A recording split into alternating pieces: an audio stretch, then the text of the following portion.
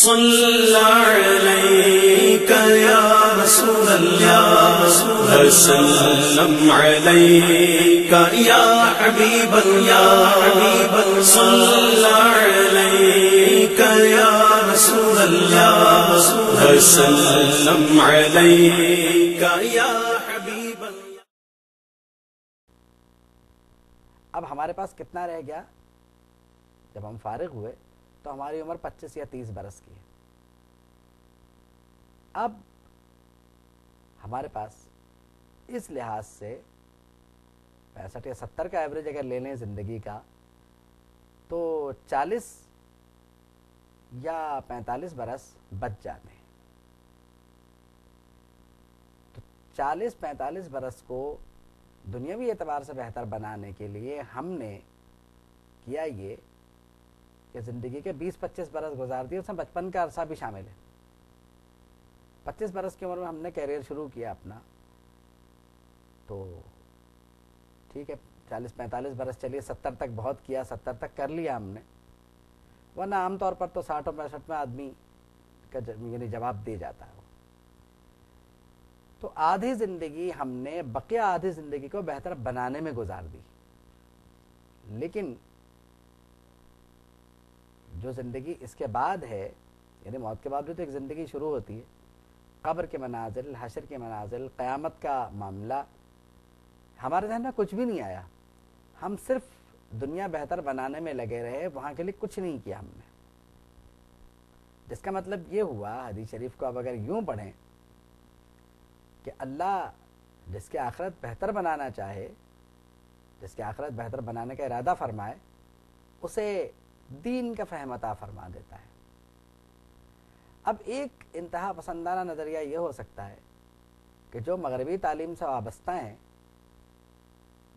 وہ دین کی طرف بالکل نہیں آتے، اور جو دینی علوم جانتے ہیں اگر ان کی مغربی علوم سے واقفیت ہے بھی تو بہت تھوڑی ہے، تو دونوں کو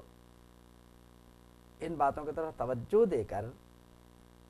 ان کو مغربی علوم حاصل کرنے چاہیے اور انہیں دینی علوم حاصل کرنے چاہیے۔ اب ہم 15 یا 20 برس جو لگا رہے ہیں دنیا علوم حاصل کرنے میں، تو ہم یہ بھی کر سکتے ہیں کہ انہی 15-20 برس میں دینی علوم کی طرف بھی کچھ توجہ دے لیں، تو جتنا حاصل ہو جائے گا وہ ہماری آخرت بہتر بنانے کو بہت ہے۔ اچھا، دین کے بارے میں یہ تاثر بھی غلط ہے کہ وہ صرف آخرت کے معاملات کو دیکھتا ہے، وہ دنیا اور آخرت دونوں میں کام آتا ہے، اور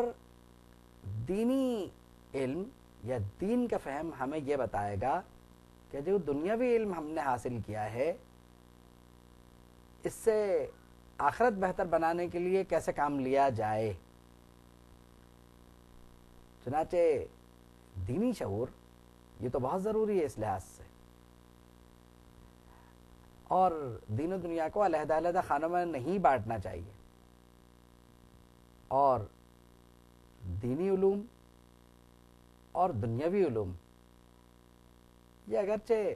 علیحدہ علیحدہ ہوں بھی تو ہمیں اس بات کی کوشش کرنی چاہیے کہ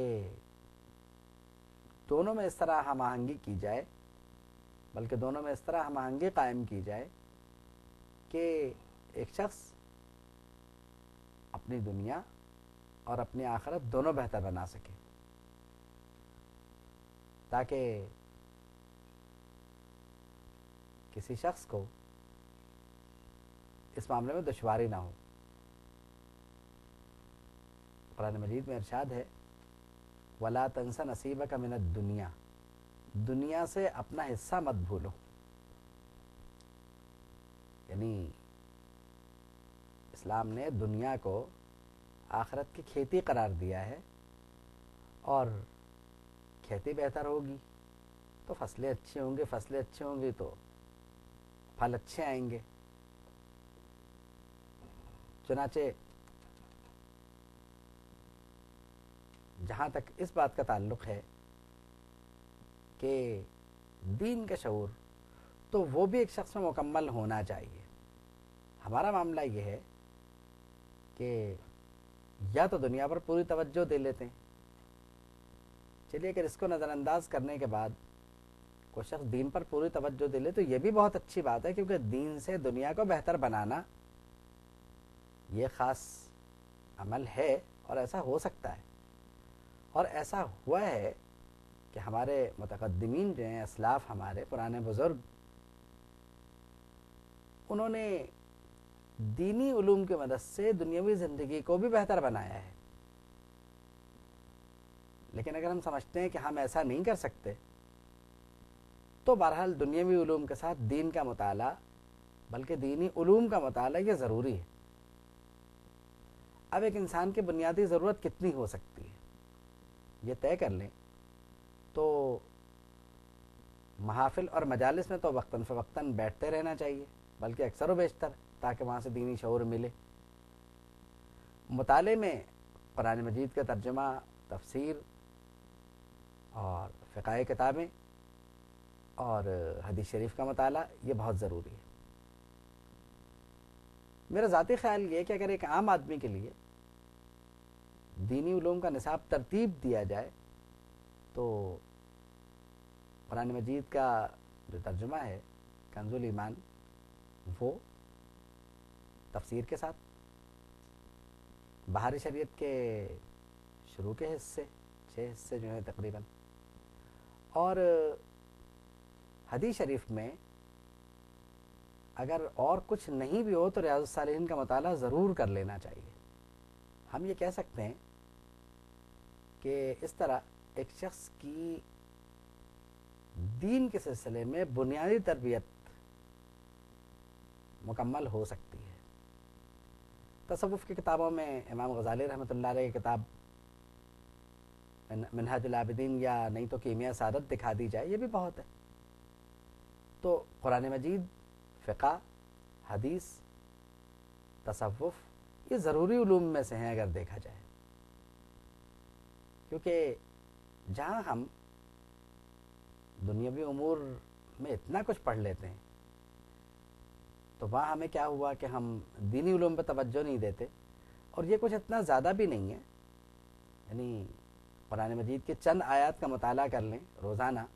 تو تلاوت قرآن کا ثواب بھی مل جائے گا.